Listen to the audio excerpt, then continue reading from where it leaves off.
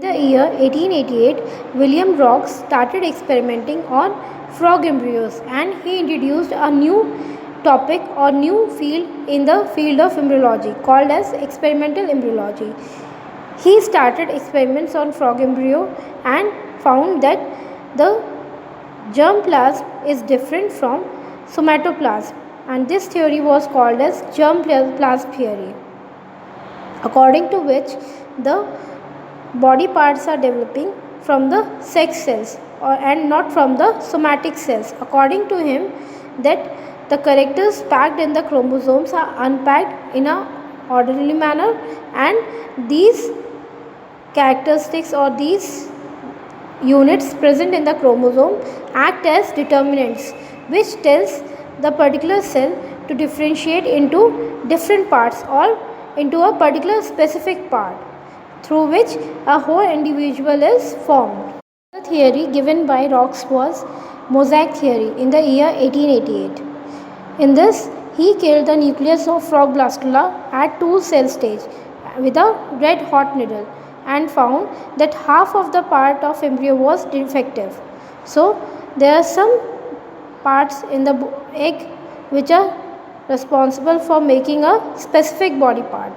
He also found that animal pole forms the anterior part while the vegetal pole forms the posterior part of the embryo.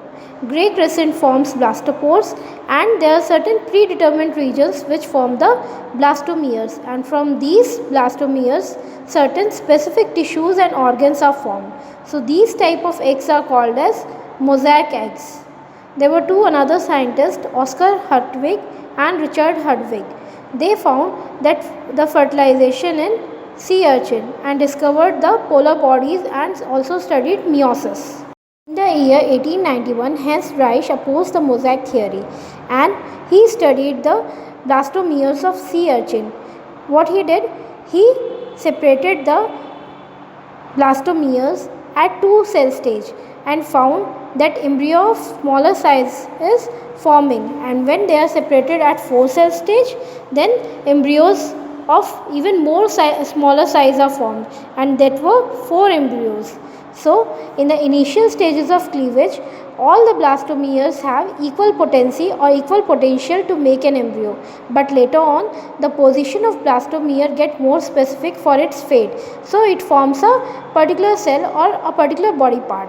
So this type of development is called as regulative development, in which the part has already been specified for a particular part, but initially it was having the potency for to make anything. So now in the present stage, all the eggs are having both mosaic and regulative property, and the regulation is dependent on the mRNA content of the cytoplasm. So these type of eggs are called as regulative eggs. Now the another theory was gradient theory of Child. This was given by Child in the year 1940. There was another scientist, Boveri, who told that vegetal pole controls the region of animal pole and vegetal pole is more dominant. But according to Child, he gave the theory that there is a single physiological gradient which controls the process of morphogenesis or the formation of particular cell type. So according to him, the oxidative metabolism is more towards the animal pole and it starts decreasing towards the vegetal pole in a graded manner. Therefore, the metabolic rate is higher in the animal pole, which gradually decreases towards the vegetal pole. In 20th century, Hofstadter runs from Josephson, they observed a double gradient system. One is animal gradient, which is more active towards the animal pole, and then it gradually decreases towards the vegetal pole, called as animalization. The another one is vegetal gradient, which is more active towards the vegetal pole and it decreases towards the animal pole, called as vegetalization. So animal pole is responsible for forming the characteristic structures of its own region, and similarly the vegetal pole of its own region. Both the gradients extends towards the animal vegetal axis and they also overlap each other, but they differ quantitatively. In the later on works, it was found that gradients are due to the distribution of certain chemicals like tryptophan, nucleotides, etc. Animal gradient is responsible for promoting the protein synthesis, while vegetal is responsible for inhibiting the protein synthesis at different time intervals, so that the particular protein which is required at the particular time will be synthesized and other won't be synthesized if they are not required. There is another important theory, that is the organizer theory, given by Spemann and Hilde-Mangold. They found that there are certain cells or tissues which are responsible for the induction of cells present in their surrounding to form a particular organ or a particular structure. So what they do, these cell types acts as an inducer and they induce the surrounding cells called as primary organizer. Then these primary organizers again induce another cells called as secondary organizer. Then from these secondary organizers some another cells get induced called as tertiary organizer, and this whole process of induction leads to the formation of a particular structure or a particular organ. So the structure which is inducing the formation of another organ is very important, and if this particular structure is not present, then that particular organ won't be able to form.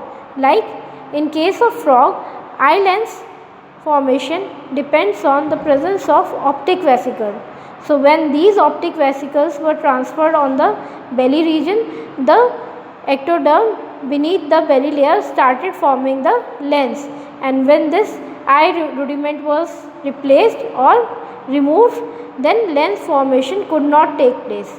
So this particular structure is very important for the formation of another structure.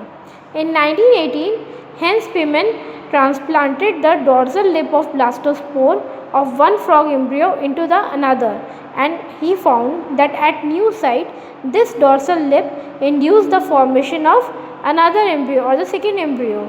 So this dorsal lip has something which is responsible for the induction, so that it starts forming the second embryo. So there are certain inducing agents which we will discuss in the later chapters, and this dorsal lip has the property to act as organizer and lead to the formation of a particular structure. It was also found that chorda mesoderm, which is present in the roof of archenteron, also have organizing effect on the overlying tissues. So there are certain structures in all the organisms which acts as organizer, and these organizers lead to the formation of particular structures. It was also found that these organizers are also capable of forming some other cell types into a particular structure for which it is known to make. Like if in the chorda mesoderm skin ectoderm is transplanted, then it will start forming this skin ectoderm into a neural tissue, and if a piece of neural ectoderm is transplanted into the skin area, it will lose its identity and it will start forming the skin ectoderm. So these organizers are basically responsible for forming a particular cell type into a particular structure. So here the cell type doesn't matter, but the organizer matters. So if the organizer will change, the cells surrounding the organizer will change into that particular structure.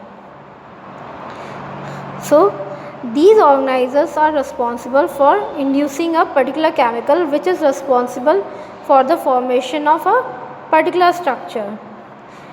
Weddington, he found that even dye can also act as a inducer.